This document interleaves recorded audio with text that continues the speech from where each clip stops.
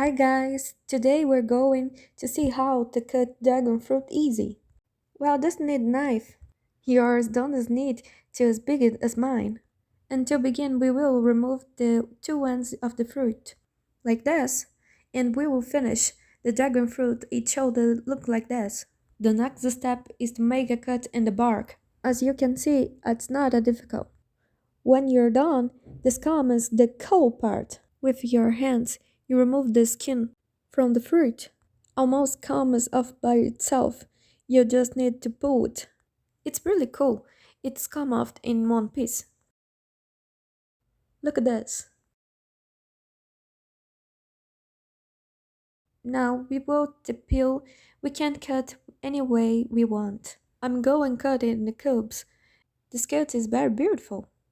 She has other colors like white. This one is very pink. To make the cubes, just make cuts in both directions and that's it. And so we finish very easily.